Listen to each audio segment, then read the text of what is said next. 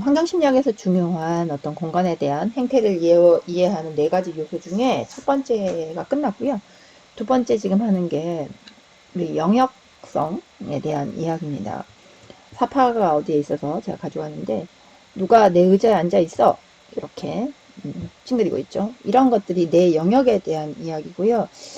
동물만 있는 게 아니라 사람들도 어느 정도 자기의 영역을 갖고자 하는 심리가 있습니다. 이게 물리적 환경과 관련돼서 환경심리학에서 주요 요소로 다루고 있습니다.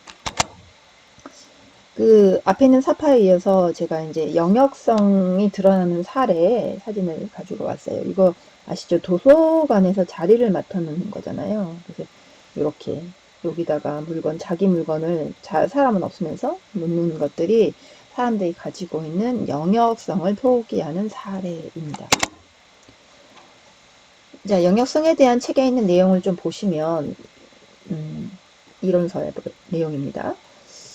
개인 공간은 눈에 보이지 않으나 몸을 둘러싸고 있는 것으로 사람의 움직임에 따라 이동하며 개인들이 얼마나 가까이서 상호작용을 할 것인지를 정함. 요게 개인 공간에 대한 이야기라면 다시 영역성에 대한 내용을 디테일하게 정의하고 있으나 저희는 이거를 영역은 뭐다, 영역행동은 뭐다, 영역성은 뭐다라고 구분하기보다는 영역이라는 게 어느 정도 이야기를 하는 건지를 그냥 뭉뚱그려서 보시면 됩니다.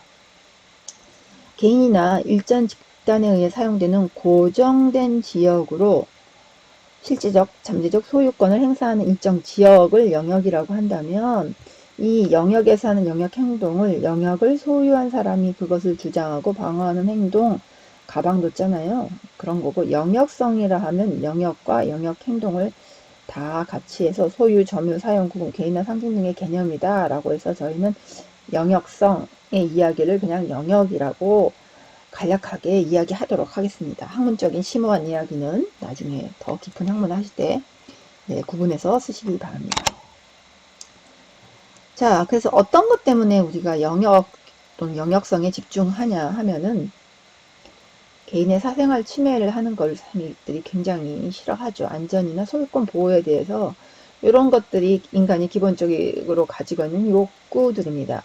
이런 것들이 물리적 공간, 특히 크기, 위치 등의 지리적 행태를 가지고 있어서 물리적 공간하고 관련이 있다는 거고요. 개인이나 가족, 커뮤니티 등 사회적 단위별로 구분되어 있다. 그래서 굉장히 뭐라 그럴까 딱 고정된 물리적 공간을 말하는 게 아니죠.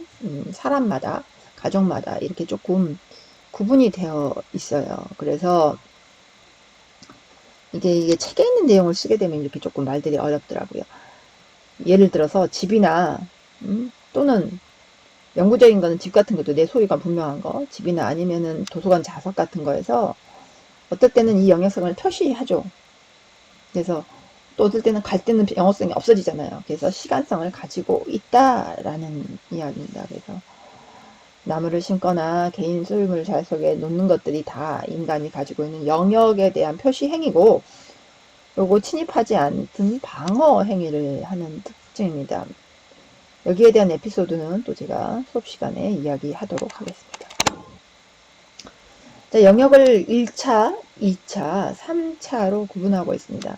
이것도 학문적 구분이고 우리는 그냥 영역성이 이런 분류가 되어 있다는 정도만 이해하시면 될 것 같습니다. 1차 영역은 일상생활이 중심이 되는 반영구적으로 점유되는 지역동 공간, 가정이나 내 방 이런 것들이죠. 그래서 소유주가 강력한 통제권을 가지고 있는 게 1차 영역이어서 당연히 소유주가 통제권을 가지고 있으면 침범을 받는 경우에 심각한 문제를 일으키죠. 그런데 그것만 꼭 사람들이 영역성을 느끼느냐? 아니죠. 굳이 내가 강력한 소유권을 갖지 않더라도 우리 교실 같은 데 보면 앉던 자리에 계속 앉아 있습니다. 내가 늘 앉던 자리에 그 누구 딴 사람이 내가 별로 안 좋아하는 친구가 앉으면 기분 상합니다. 이런 것들이 내 2차 영역이라는 부분을 침해당했다고 느끼는 거죠. 그래서 사실은 뭐 심한 경우긴 하지만 이런 학교 자리나 도서관 같은 거 도서관에 책 놔뒀는데 누가 그 책을 치우고 앉았다. 다툼일 수도 있습니다. 어느 정도의 통제권을 가지려고 하고 그 공간을 개인화하려고 하는 것들이죠. 이런 게 2차 영역입니다. 근데 조금 이걸 광범위하게 넘어가면 이런 거죠. 그러니까 집 이렇게 1차, 2차, 3차가 돼 있다면 이건 내가 강력한 소유권을 가지고 있어. 이건 우리가 같이 쓰는 공간인데 내가 가방 같은 거 놔서 내 영역을 벤치 같은 것도 영역성을 표시하지요. 근데 너무 넓은 공간들, 산, 해변 이런 것들은 소유권도 없고 주장하기도 힘든 곳이죠. 그렇지만 이 마을에 요게 있다는 거에 대해서 우리는 3차 영역을 3차 영역이라는 말은 조금 우리가 쓰진 않지만 이게 나의 마을에 내가 가는 해변이고 내가 있는 광장이다 라는 영역을 느낄 수 있는 겁니다. 그 영역성을 디자인에 적용한 사례가 있어서 이거는 뭐 우리가 말하는 영역성에 그냥 분야를 좀 넓혀서 다양한 내용을 좀 공부해보자는 의미로 셉티에드 그래서 CPTED 이걸 표현하는데 그냥 셉테드라고 하는데 이거를 잠깐 보도록 하겠습니다. 이런 게 있다는 거고요. 취지는 디자인을 잘해서 우리 사회에 일어나는 어떤 범죄들을 예방해보자 이런 이야기고요. 뒤에 보시면 셉티드에 대한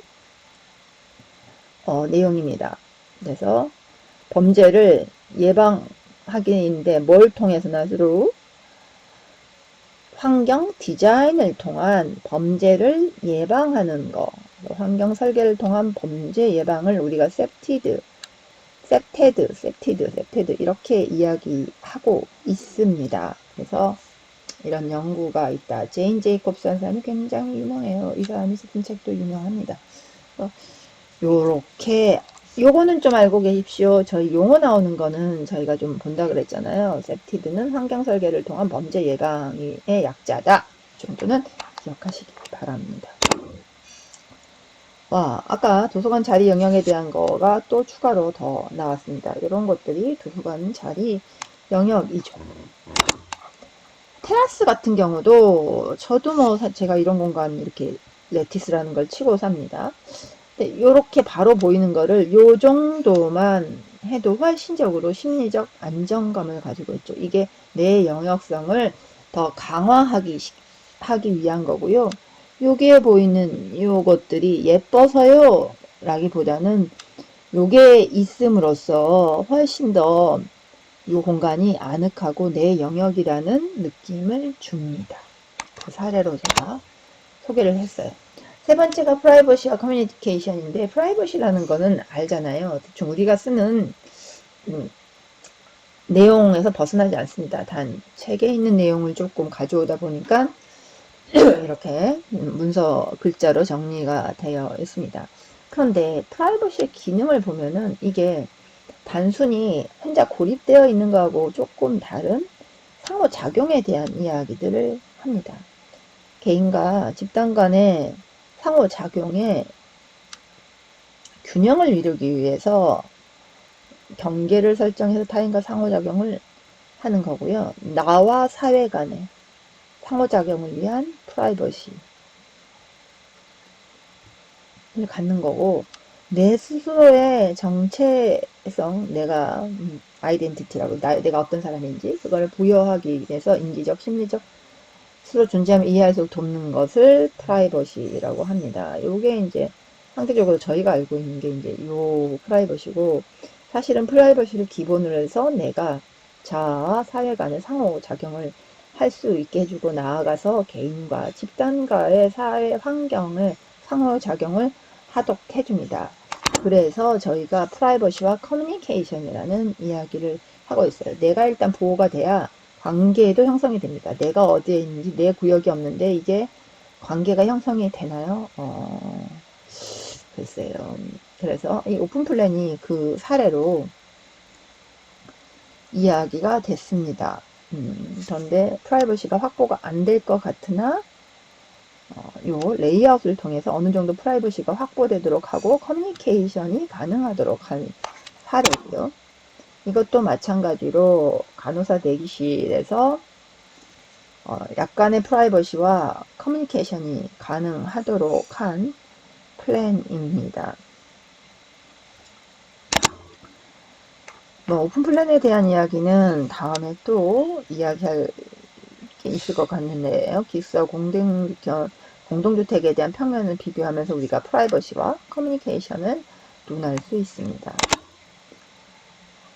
또 다양한 엘보 액세스라는 거, 엘보는 이렇게 들어가다가 이렇게 들어가 있는 게 엘보라고 합니다. 그러니까 통으로 이렇게 쭉 뚫려 있는 게 아니라 약간 이렇게 온폭하게 들어가도록 만드는 거죠.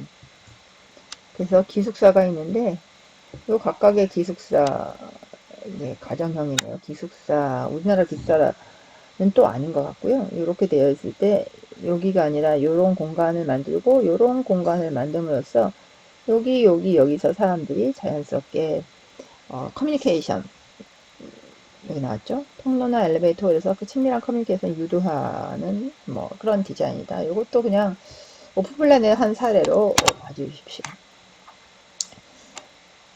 이 사진이 훨씬 오픈플랜에 대한 이야기, 커뮤니케이션을 하기 위한 거죠. 적극적으로 커뮤니케이션 하는 사람이 이렇게 오고요. 상대적으로 간접 참여를 하는 사람들은 이런 정도 하고 저 안쪽에는 아예 들어가죠. 우리나라에서 이런 공간 많지 않은데 이래서 민족성하고 국민성의 차이가 있다고 합니다. 요새 해외에서 외국인들도 많이 들어오고요. 유학파나 이런 이민했던 해외 경험이 많은 사람들이 많아지면서 이런 환경을 따라 사는 추세도 있습니다. 자, 프라이버시를 고려한 주택, 프라이버시를 다시 구글에 물어봤더니 이런 다양한 것들이 있어서 이런 공간들, 개인적으로 요 안에 중정이 들어가 있는 공간들이 프라이버시라고 이야기하죠. 단순히 커뮤니케이션을, 그러니까 외부의 동네에서는 내가 프라이빗하고 싶고요. 내부에 우리 가족끼리는 커뮤니티, 교류를 좀 가지고 싶어 하는 추세들이 있어서 이런 공간 디자인이 좀 나옵니다. 마지막 네 번째로 과밀에 대한 겁니다. 과밀. 과밀에 필요한 거는요, 밀도랑 구분해서 보기도 하는데, 이거는 객관적, 빈도, 이러는 상대적인 개념이라보다는 절대적인 개념이 조금 더 늘어나고요. 그래서 공간적 밀도가 높아지면 사람들이 상호작용할 접촉할 수 있는 확률이 더 높아집니다. 과밀이라는 건요, 주관적인 용어예요. 주관적인. 심리적 상태를 포함해서 사회적 밀도도 연결이 있는데, 내가 같이 막 이렇게 밀도 높게 있을 때 기분이 좋을 수도 있지만 불쾌할 수도 있거든요. 그래서 사람마다 느끼는 게 달라요. 그래서 이 조금 과밀하다, 내가 불편하다 라고 느끼는 동일밀도의 어떤 사람은 굉장히 내가 불편하다고 느끼는 게 과민이거든요. 개인마다 또는 상대방과의 관계에 의해서 이게 차이가 납니다. 그래서 고밀도에 의해서 이런 우리는 부정적으로 질병이나 생리적 각성이라고 정서에 부정적인 의미가 있습니다.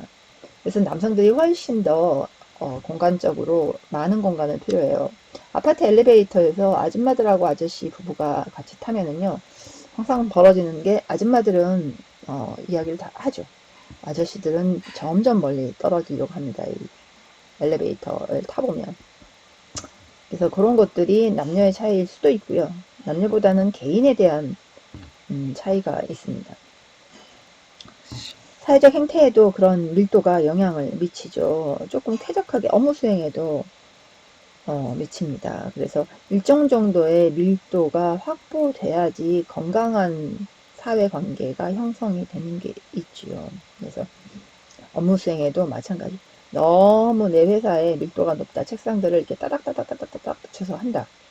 그러면은 우리가 심리적으로 미치는 영향을 켜서, 그래서 이런 물리적 공간을 디자인하는 건축 인테리어 조경 쪽에서 이런 환경 심리학에 대한 관심을 갖습니다. 자, 제가 사례를 찾아봤죠. 물리적 밀도의 차이는 크게 없을 겁니다. 그런데 지하철, 사실은 지하철 안이 더 복잡하죠. 사진을 찾다 보니까 이제 요 사진밖에 없어서. 지하철 안은 이 정도 밀도가 있을 때 우리는 굉장히 불쾌함을 느낍니다. 근데 이 댄스 클럽은 유사한 밀도지만 즐겁죠. 이게 사람들이 느끼는, 그래서 지하철 안은 과밀하다고 느끼는 반면에 여기에서 댄스를 즐기는 사람들, 물론 싫어하는 사람 이미 나갔습니다. 댄스를 즐기는 사람들은 이 상태를 과밀해서 불쾌하다라고 느끼지 않죠. 네. 영상이 이거는 15분짜리네요. 끊고 다음에 또 이어서 하도록 하겠습니다.